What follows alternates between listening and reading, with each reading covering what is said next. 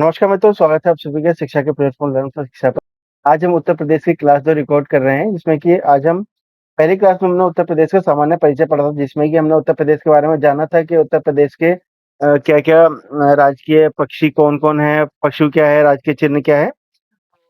ये सामान्य परिचय पढ़ा था। अब हम जो है क्लास 2 में भौतिक परिचय पढ़ेंगे इसका। तो उत्तर प्रदेश का जब हम भौतिक परिचय पढ़ेंगे तो हम ये पहले ही पढ़ चुके हैं कि उत्तर प्रदेश का देखिए अक्षांश और देशांतरी विस्तार जो है इसका 23 डिग्री 52 मिनट से लेकर आपका 30 डिग्री 52 मिनट उत्तरी अक्षांश है। यानी कि यहाँ से ये वाला जो उत्तर प्रदेश का सबसे निचला जिला आपका दक्षिणी जिला सोनभद्र है। तो यानी कि ये वाली रेखा आपकी 23 डिग्री और 52 मिनट की होगी और ये जो उत्तरी जो सीमा सहारनपुर की है, वो आपकी 23 डिग्री और 24 मिनट की होगी। और फिर ये है फिर नेक्स्ट इसका देशांतर है आपका 77 डिग्री 5 मिनट से लेकर 84 डिग्री 38 मिनट तक। तो ये वाली लाइन होगी आपकी यहाँ से 77 डिग्री 5 मिनट और ये वाली होगी आपकी 84 डिग्री 48 मिनट पूर्वी देशांतर के मध्य भारत का विस्तार है। तो आप समझ सकते हैं, देखिए हम किसी मैप का हम अक्सर देशांतर किस तरीके से देखते हैं। अब देखिए उत्तर प्रदेश की लंबाई जब हम देखते हैं तो इसकी लंबाई यहाँ से यहाँ तक जो इसकी लंबाई है वो आपकी 650 किलोमीटर है और आपकी चौड़ाई है इसकी उत्तर प्रदेश की 240 किलोमीटर। इसका क्षेत्रफल 2,40,928 वर्ग किलोमीटर है, जो कि पूरे भारत का जो है 7% है। आप इसे हमेशा याद रखेंगे, ये क्वेश्चन कई बार पेपर में पूछा गया है, परीक्षा में कई बार पूछा गया है कि उत्तर प्रदेश का जो है क्षेत्रफल वो कितना प्रतिशत है। तो आप हमेशा याद रखेंगे कि इसका क्षेत्रफल 7.5% है, 7.33 प्रतिशत है। ये याद रखेंगे, क्वेश्चन बहुत इंपॉर्टेंट है, कई बार क्वेश्चन पूछा गया है और अब भी आगे पूछा नहीं संभावना रहेंगे। देखिए नेक्स्ट पॉइंट है प्रदेश का सबसे उत्तरी सीमा। आपका हम अपने प्रीवियस लेक्चर में आपको बता दिया था हमने कि जो उत्तरी सीमा देखिए ये रहा नॉर्थ, साउथ, ईस्ट और वेस्ट। तो जो नॉर्थ का सबसे जो जिला है देखिए आपका सहारनपुर ये रहा। वेस्ट का जिला है शामली। शामली इस वजह से है कि यहाँ पर है शामली। ये छोटा-सा जो हॉर्न निकला हुआ है इसका, ये जो है शामली में आता है। इस वजह से वैसे तो सहारनपुर लग दिखता है, पर सहारनपुर है नहीं, थोड़ा-सा ये हिमाचल प्रदेश में भी लगता है ये वाला पार्ट। और फिर आपका आपका जो दक्षिणी जिला है सबसे सबसे पूर्वी जिला है आपका बलिया और सबसे दक्षिणी जिला है आपका ये सोनभद्र। तो इस तरीके से देखेंगे हम उत्तर प्रदेश के मैप को।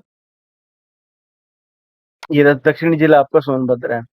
फिर उत्तर प्रदेश की सीमा देखेंगे कितने-कितने राज्यों से लगती है। 8 राज्य प्लस 1 केंद्र शासित राज्य से लगती है। तो 8 राज्य इसमें हिमाचल प्रदेश, बिहार, उत्तराखंड, झारखंड, छत्तीसगढ़, मध्य प्रदेश, राजस्थान, हरियाणा इसमें शामिल हैं। इसके अतिरिक्त एक एक कौन-सा केंद्र शासित राज्य है इसमें? इसमें है आपका दिल्ली शामिल है। तो ये हम अपने प्रीवियस लेक्चर लेक्चर में इतनी चीज़ आपको बता चुके थे। और उत्तर प्रदेश का कौन-सा स्थान है क्षेत्रफल की दृष्टि से? वो आपका चौथा स्थान है उत्तर प्रदेश का। अब हम इसमें थोड़ा डीपली ये देखेंगे कि कई बार क्वेश्चन पूछ लेता है कि मध्य प्रदेश से कौन-कौन सा जिला लगता है और कौन-कौन सा जिला नहीं लगता। तो देखिए मध्य प्रदेश से कौन-कौन जिला लगता है? सोनभद्र, मिर्ज़ापुर, प्रयागराज, चित्रकूट, बांदा, महोबा, झांसी, ललितपुर, जौनपुर, इटावा और आगरा। इसकी देखिए लोकेशन देखेंगे, ये आपका एमपी रीजन, ये एमपी। तो देखिए यहाँ से शुरू करते हैं सीधा आपका यहाँ से ये भी एमपी है। तो अब कह रहा आगरा, इटावा, जालौन, झांसी, ललितपुर, महोबा, बांदा, चित्रकूट, इलाहाबाद, मिर्ज़ापुर और ये है सोनभद्र। ये आपके जिले हैं जो कि मध्य प्रदेश लगते हैं। अब ऐसे ही बिहार है। तो बिहार में देखिए महाराजगंज, कुशीनगर, देवरिया, बलिया, गाजीपुर, सोनभद्र और चमोली। देखिए ऐसे महाराजगंज यहाँ पे है, इसमें ये रहा महाराजगंज और कुशीनगर, देवरिया, बलिया, गाजीपुर, चंदौली और सोनभद्र। ये जिले जो है आपके बिहार से लगते हैं। उत्तराखंड वाले जिले देखेंगे तो इसमें आ जाएगा आपका पीलीभीत, बरेली, रामपुर, मुरादाबाद, बिजनौर, मुजफ्फरनगर और सहारनपुर। ये इधर देखो सहारनपुर, बिजनौर मुरादाबाद, देखिए मुरादाबाद ये लग रहा है, यहाँ पर रामपुर लग रहा है, यहाँ पर देखिए बरेली, पीलीभीत ये लग रहा है आपका। अब देखिए हरियाणा से जब देखते हैं तो हरियाणा से आपका ये जो लग रहा है सहारनपुर, मथुरा, अलीगढ़, गौतम बुद्ध नगर, बागपत, शामली, ये हरियाणा से लग रहे हैं आपके। राजस्थान से आगरा और मथुरा, ये 2 जिले जिले लग रहे हैं। दिल्ली से गौतम बुद्ध नगर और गाजियाबाद लग रहा है। फिर देखिए हिमाचल प्रदेश से भी एक जिला लगता है, वो है सहारनपुर। छत्तीसगढ़ जो है सोनभद्र, और झारखंड सोनभद्र। तो इसमें एक क्वेश्चन ये आता है कि कौन सा जिला ऐसा है जो सर्वाधिक प्रदेशों से सीमा साझा करता है, वो आपका सोनभद्र। ये क्वेश्चन इसमें बनेगा। तो देखिए उत्तर प्रदेश का सीमावर्ती देश नेपाल है, जिसके साथ 7 जिले साझा करते हैं। नेपाल के साथ कितने जिले साझा करते हैं? 7 जिले नेपाल के। 7% उत्तर प्रदेश का क्षेत्रफल है, 7.33, और 7 ही जिले जो है उसके साथ लगते हैं नेपाल के साथ। पीलीभीत, लखीमपुर खीरी, बहराइच, श्रावस्ती, बलरामपुर, सिद्धार्थनगर और महाराजगंज शामिल हैं इसमें। फिर आपका देखिए उत्तर में हिमालय की शिवालिक श्रेणी, और दक्षिण पश्चिम में यमुना नदी, दक्षिण में विंध्य रेंज, तथा पूर्व में गंडक नदी इसकी प्राकृतिक सीमा बनाती हैं। देखिए यहाँ पर जो है, यहाँ पर इसकी सीमा कौन बनाता है? आपका ये वाली जो बेंच है, इसमें आपका शिवालिक रेंज जो कि आपकी उत्तरी उत्तर प्रदेश की सीमा बनाती है। फिर इसकी जो पूर्व में सीमा बनाती है, यहाँ पर है गंडक नदी, जो कि बिहार के साथ बनाती है। और फिर इधर है आपकी दक्षिण पश्चिम में, ये हो गया दक्षिण, ये हो गया पश्चिम में। दक्षिण पश्चिम में जो है, ये इधर ये पूरे मथुरा में होते हुए, मथुरा, आगरा, इटावा तक होते हुए, ये यहाँ से ये मेरठ, और यहाँ से इधर होते हुए ये आपकी यमुना नदी जो हरियाणा हरियाणा से डिवीजन करती है, ये यमुना नदी है, पूरी दिल्ली से डिवीजन करती है। फिर ये इधर मथुरा और आगरा में, फिर इटावा में जो है चंबल में मिल जाती है, और प्रयागराज में जो है गंगा में मिल जाती है ये। फिर नेक्स्ट इसमें जो उत्तर प्रदेश का जो भूभाग दृष्टिकोण से है, उत्तर प्रदेश जो गोंडवाना लैंड का भाग है। भारत ही पूरा जो है गोंडवाना लैंड का भाग है, तो उत्तर प्रदेश गोंडवाना लैंड का भाग है। उत्तर प्रदेश के जो दक्षिण में स्थित पठार है, वो भारत के प्राचीनतम भागों में से एक है, जिसका निर्माण विश्व के सबसे प्राचीनतम जो प्री कैम्ब्रियन एज था उससे हुआ है। तो इसलिए उत्तर प्रदेश को प्रमुखतः 3 प्राकृतिक प्रदेशों में हम बांटते हैं। कौन से प्रदेश है? देखिए सबसे नंबर 1 है आपका भाबर और तराई का प्रदेश है। फिर आपका गंगा यमुना का दोआब है, और नीचे का आपका दक्षिण का पठार। तो देखिए इसमें ये वाला जो एरिया है, हम उत्तर प्रदेश के मैप का जो अध्ययन करेंगे, तो ये वाला मैप आ जाएगा आपका भाबर और तराई का क्षेत्र। ये वाला आपका आ जाएगा अपर दोआब, ये मिडिल दोआब, ये लोअर दोआब। ये सब पूरा एरिया आ जाएगा आपका गंगा यमुना प्लेन का एरिया आ जाएगा। फिर ये वाला एरिया आपका आ जाएगा ये बुंदेलखंड, हाँ, ये बुंदेलखंड पठार वाला, दक्षिणी पठार वाला एरिया आ जाएगा। इसमें बुंदेलखंड का पठार आ जाएगा, है ना? ये सब इसमें आ जाता है। तो इस तरीके से इसका डिवीजन कर लेते हैं। तो सबसे पहले हम देख रहे हैं भाबर और तराई का प्रदेश जो होता है, उसे किसे कहते हैं? भाबर। भाबर देखिए, जब नदी यहाँ से जब पहाड़ों से नीचे मैदानी इलाकों में आती है, तो बहुत सारा अपने साथ अवसाद लेकर आती है। अवसाद में पत्थर और कंकड़ वगैरह ये सब होते हैं। तो जैसे नीचे नदी उतरती है, तो ये इस एरिया में, मैदानी इलाके में ऊपरी भाग में जो है नदी कंकड़ और पत्थर जो है गिरा देती है अपने, और खुद विलुप्त हो जाते हैं। वहां पे ऐसा लगता है कि नदी है ही नहीं। तो ऐसे ही इसमें होता है। तो इस ऐसे एरिया को भाबर कहते हैं, जहाँ पर जो है कंकड़ पत्थर ज्यादा होते हैं। फिर इसके बाद जिस एरिया में नदी वापस निकल के आती है, और प्लेन हो जाता है, तो नदी फिर वापस वहां पर निकल आती है। तो उसमें फिर वो तराई का एरिया होता है, जहाँ पर जो है नमी बहुत ज्यादा होती है, आर्द्रता बहुत ज्यादा होती है, क्योंकि नदी एकदम से उभर आती है। तो देखिए देखिए भावर क्षेत्र का हम उत्तर प्रदेश के रूप में अध्ययन करेंगे। भावर क्षेत्र एक पतली पट्टी के रूप में सहारनपुर से कुशीनगर तक विस्तृत है, जो पश्चिम से पूरब की ओर भौतिक रूप से चौड़ाई क्रम जिसकी घटती है। मतलब जब हम इधर चलेंगे, तो इधर ये ज्यादा चौड़ा है, इधर इसकी चौड़ाई कम है। तो इस तरीके से ये बना है इसकी इस प्रदेश की। क्योंकि इधर से ये गंगा और यमुना, ये सब नदियां आती है ना, तो इस वजह से ये वाला भाग चौड़ा है इधर, और यहीं सारे ऐसे प्रदेश हैं। फिर आपका देखिए भाबर क्षेत्र पर्वतीय नदियों से जलोढ़ निक्षेप से निर्मित होते हैं। जलोढ़ निक्षेप में कंकड़, बजरी, मोटे कण आदि शामिल होते हैं। इस पर्वतीय क्षेत्र का विस्तार देखिए सहारनपुर, बिजनौर, बरेली, रामपुर, पीलीभीत, शाहजहाँपुर, लखीमपुर खीरी, जो ऊपर के जिले हैं वहाँ पर होगा इनका विस्तार। अब देखिए तराई क्षेत्र की चौड़ाई, और उसमें तराई है, देखिए तराई क्षेत्र की चौड़ाई उत्तर प्रदेश में लगभग 80 से 90 किलोमीटर तक है। चौड़ाई जो है इसकी 80 से 90 किलोमीटर तक है। पश्चिम से पूर्व की ओर भौतिक चौड़ाई क्रम से कमी आती है। इसमें पूरब से पश्चिम की ओर, हाँ, इसमें देखिए पूरब में जो है तराई का बेल्ट जो है वो कम है, और पश्चिम में जो है तराई की बेल्ट कम है और पूरब में तराई की बेल्ट ज़्यादा है। ये गोरखपुर में जाके जब जब जाते हैं तो वहाँ पर तराई का एरिया गोरखपुर में सबसे ज़्यादा है। तराई क्षेत्र में वर्षा अधिक होती है और भूमि दलदली होती है। यहाँ पर वर्षा अधिक होगी और भूमि दलदली होगी। यहाँ घास एवं दलदली झाड़ी हो जाते हैं। तराई के एरिया को गोरखपुर में टाल बोलते हैं, टाल। जैसे रामगढ़ टाल, टाल और लक्ष्मण टाल, वहाँ पर गोरखपुर के पास ऐसी भूमियाँ हैं। फिर है देखो गंगा यमुना दोआब। गंगा यमुना दोआब जो है विश्व का सबसे बड़ा दोआब में से एक है। और देखिए इसकी लंबाई जो है 500 किलोमीटर तक है, चौड़ाई 80 किलोमीटर तक है और इसकी ऊंचाई लगभग 300 मीटर तक। गंगा यमुना दोआब इसे बोलते हैं। दोआब मतलब दो दो नदियों के बीच के स्थल को, जहां तक उसका कैचमेंट एरिया होता है, उस एरिया को दोआब क्षेत्र बोलते हैं। तो देखिए इसको भी हमने 3 भागों में बाँटा है। जो है नंबर 1 है गंगा यमुना का पश्चिमी मैदान, फिर है गंगा नदी बेसिन मध्यवर्ती मैदान और गंगा नदी का पूर्वी मैदान। तो देखिए हम इसे मैप से हम समझते हैं।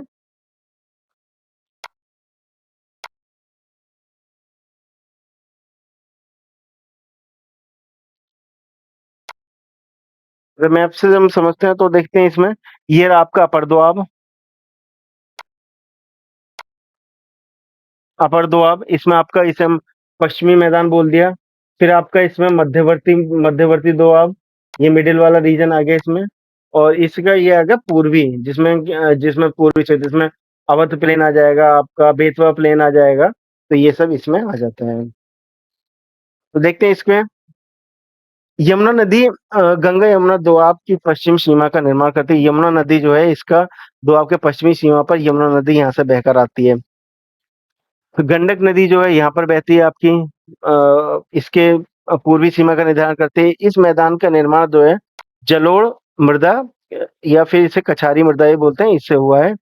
नदी से संलग्न जलोढ़ मृदा हम उसे बोलते हैं जो मृदा नदी के साथ बहकर जो अवसाद लाती है, तो नदी अपने चारों तरफ इधर बिखेर देती है, तो उस उससे निर्मित मृदा को हम जलोढ़ मृदा या एलुवियल सॉइल बोल देते हैं। नदी से संलग्न भाग को हम लोग खादर बोल देते हैं, और अतिरिक्त जो उच्च भूमि होती है उसे बांगर बोल देते हैं। मतलब खादर होता है ऐसा एरिया जहाँ पर बाढ़ आती है, तो बाढ़ आती है तो जो है उस टाइम नदी अपने साथ बहुत सारा अवसाद लाती है, वहाँ पर छोड़ देती है। तो बाढ़ के नुकसान तो ये होता है कि उनके घर वगैरह डूब जाते हैं, लोगों को बहुत कठिनाई होती है। बट उसका प्रकृति के लिए फ़ायदा ये है कि जब बाढ़ आती है तो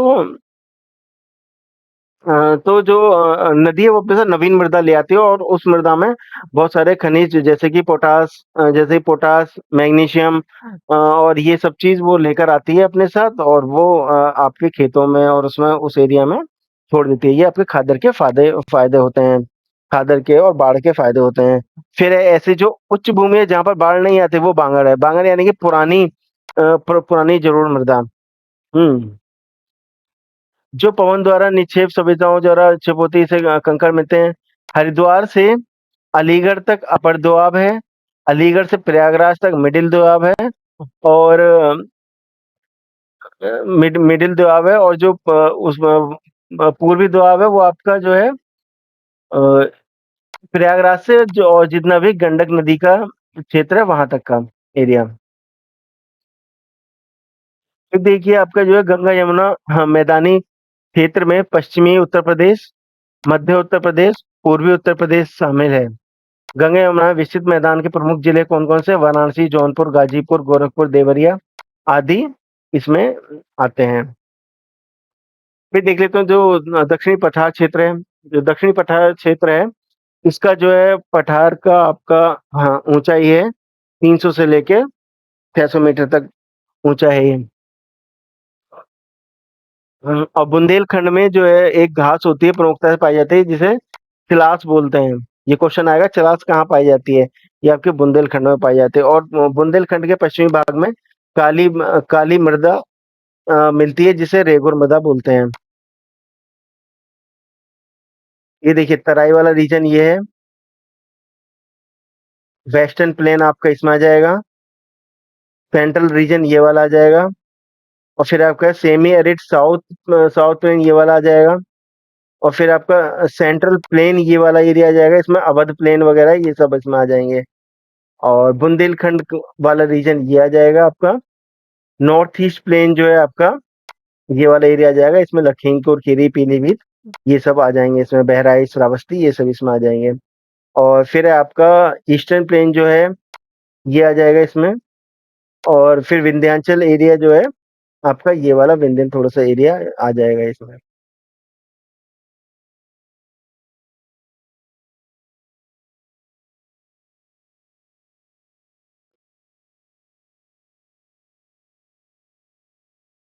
तो इसमें नेक्स्ट जलवायु देख लेते हैं। उत्तर प्रदेश की जलवायु किस तरीके की है? उत्तर प्रदेश की जलवायु उष्ण उष्ण कटिबंधीय मानसूनी प्रकार की जलवायु। इसके दो भाग होते हैं। नंबर एक भाग है उष्ण एवं आर्द्र जलवायु, फिर नंबर दो है, फिर इसी में हमने डिवाइड कर दिया है, इसका है साधारण उष्ण एवं आर्द्र जलवायु। अब इसमें उष्ण एवं आर्द्र जलवायु के भी दो प्रकार हैं, जिसमें कि आपकी एक है तराई प्रदेश वार्षिक औसत वर्षा। दूसरा है आपका पूर्वी प्रदेश। तो पूर्वी तराई में होती है आपकी 120 से 180 सेंटीमीटर तक वर्षा होती है। और पूर्वी प्रदेश में आपकी वर्षा होती है 100 से 120 सेंटीमीटर। और फिर है ये औसत वार्षिक वर्षा जो है 80 से 100 होती है उत्तर प्रदेश में। उत्तर प्रदेश की औसत वार्षिक वर्षा कितनी है आपकी? 100 से 80 है। तो अब हम इसे देखें, जैसे कि मैप में हम इसे देखेंगे, तो इसमें देखिए ये है आपका तराई वाला एरिया। तो यहाँ पर जो है, यहाँ पर बारिश होगी आपकी 120 से 180। ये आपका मध्य वाला एरिया है। ये पूर्वी वाला भाग है, तो यहाँ पर पूर्वी वाले भाग में होगी 100 से 120। और इस वाले एरिया में जो बारिश होगी वो आपकी 80 से 100 सेंटीमीटर तक बारिश होगी। ये साधारण उष्ण आर्द्र वाला क्षेत्र है। तो देखिए उत्तर प्रदेश के हम टेम्परेचर की हम बात करें तो सूर्य के उत्तरायण होने के साथ ही भारत सहित उत्तर प्रदेश में ग्रीष्म ऋतु का आगमन हो जाता है। ग्रीष्म ऋतु मार्च महीने से प्रारंभ होकर जून महीने तक रहती है। प्रदेश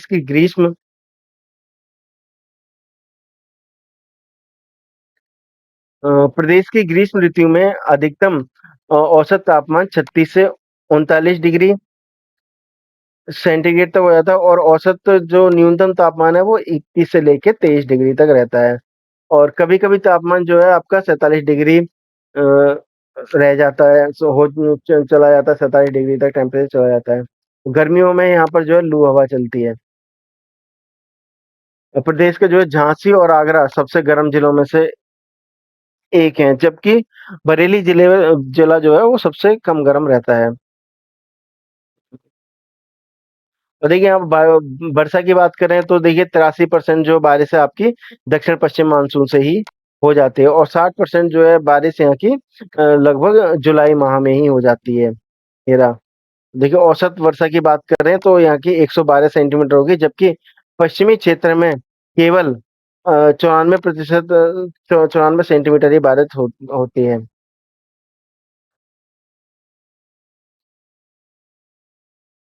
शीत ऋतु का आगमन जो है यहाँ पर अक्टूबर महीने में हो जाता है और फरवरी के अंत तक रहता है।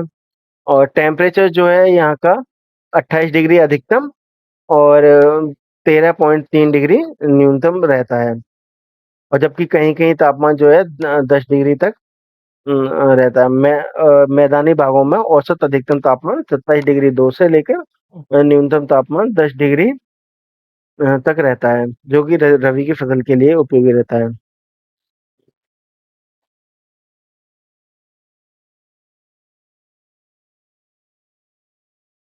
देखिए, उत्तर प्रदेश की हम मृदा के बारे में जानते हैं, मृदा अवस्था देखते हैं। तो इसमें जो है पूर्वी एवं उत्तरी गंगा के मैदान के द्वारा यहाँ पर बहाकर लाए गए अवसादों से यहाँ अत्यधिक मृदा का निर्माण हुआ है और वो बहुत उपजाऊ रहती है। मुख्य प्रकार जो है गंगा का विशाल मैदान, यहाँ की मिट्टी सर्वाधिक उपजाऊ है। इसमें इसे भी 2 भागों में बाँटते हैं हम। दक्षिणी पठार एवं विंध्यन की मिट्टियाँ जो है प्राचीन और रवेदार होती हैं और गंगा के मैदान की मिट्टियाँ भी 2 प्रकार की होती हैं। एक खादर और बांगर। जो खादर जो होता है उसमें आपका नाइट्रोजन, फास्फोरस की कमी होती है तथा पोटाश और जीवाश्म और चूने की प्रधानता रहती है इसमें। और बांगर जो पुरानी कछार या पुरानी जलोढ़ मिट्टी कहते हैं जो अपेक्षाकृत ऊँचे भागों में होती है। इसमें फास्फोरस और चूने की से संपन्न होते हैं और नाइट्रोजन और पोटाश की कमी होती है। भारत की सभी मिट्टियों में नाइट्रोजन की अधिकतर में नाइट्रोजन की कमी है, तो ये आंसर हम वहाँ लगाएँगे।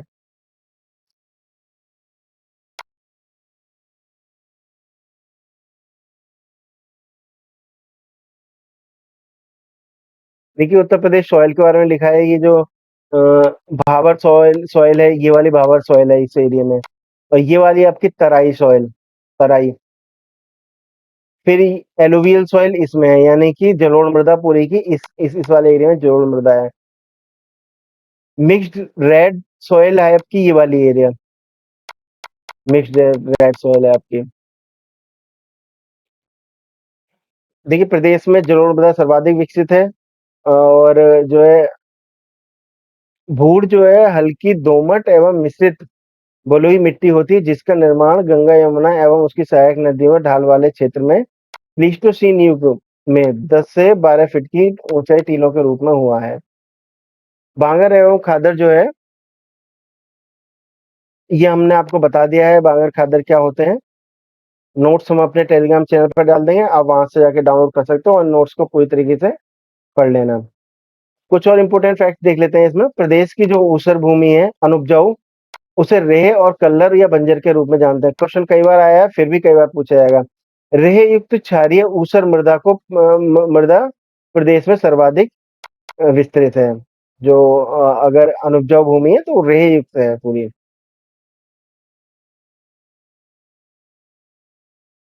मरुस्थलीय मृदा प्रदेश में कुछ पश्चिमी भागों जैसे आगरा, मथुरा और अलीगढ़ में पाई जाती है।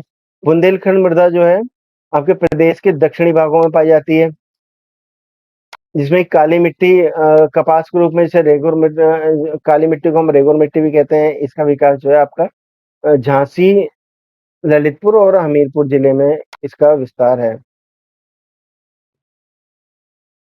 लाल मिट्टी उत्तर प्रदेश के मिर्जापुर, सोनभद्र जिले में पाई जाती है। इस मिट्टी का निर्माण बालू में लाल सेलों से के अवशेषों पर हुआ है। इसमें जीवाश्म, चूना, फास्फोरस, नाइट्रोजन की कमी पाई जाती है। लाल मिट्टी में गेहूं, चना और दलहन की फसलें उगाई जाती हैं। फिर है मांड या मार मिट्टी जो है काली या रेगुर मिट्टी के समान चिकनी होती है। बस ये राकड़ जो है आपके उत्तर प्रदेश के दक्षिणी पर्वतीय पहाड़ी भागों में पाई जाती है। ये राकड़ कहाँ पाई जाती है आपकी, वहां पाई जाती है। इसके जिला जो है हमीरपुर, जालौन, यमुना नदी के ऊपरी भागों में पाई जाती है। तो देखिए प्रदेश का जो है प्रदेश का इटावा जिला अवनालिका अपर्दन के सर्वाधिक करता है, जहाँ पर चंबल का बीहड़ यहाँ पर बनाते हैं, इस वजह से ये है इसमें। अब देखिए खादर को क्या क्या किस किस नाम से जानते हैं हम। खादर को हम जानते हैं नवीन जड़ों, कछारी मृदा, दोमट मिट्टी, सिल्ट बलुई। फिर बांगर है पुरानी जड़ोल, उपशहर मृदा और दोमट, मटियार और बलुई दोमट। फिर ऊसरी मृदा, रेह, कल्लर और बंजर, ये ऊसर को बोलते हैं। फिर बलुई मिट्टी, इसे भूड़ बोलते हैं। इनके नाम से नाम भी होते हैं, जैसे कि किसी गांव का नाम है ढकिया, उसे बोलते हैं ढकिया भूड़। किसी गांव का नाम है खादर, किसी गांव का नाम कुछ भी है तो उसके उस गांव के नाम, यदि वो गांव खादर में आता है तो उस गांव के नाम क्या है, खादर हम लगा देते हैं। किसी किसी गांव के नाम बांगर भी लगा होता है। तो गांव में नाम इस तरीके से पड़ जाते हैं, जैसे किसी गांव का डेवलपमेंट कहाँ है तो हम इस हिसाब से बोलते हैं। तो ये इस तरीके के क्वेश्चन पूछे जाते हैं आपके। हम अपने नोट्स ये जो अपने टेलीग्राम चैनल पे शेयर कर देंगे और टेलीग्राम लिंक हमारे डिस्क्रिप्शन बॉक्स में दिया होगा, आप वहां से जाके चैनल को ज्वाइन करें, सब्सक्राइब करें और वहाँ से जाके फ्री में ये नोट्स डाउनलोड कर लें। चलिए ठीक है मित्रों, ये क्लास यहीं तक रहेगी। आगे हम क्लास 3 उत्तर प्रदेश का इतिहास लेकर आएँगे। तब तक आप अच्छे से पढ़ते रहिए।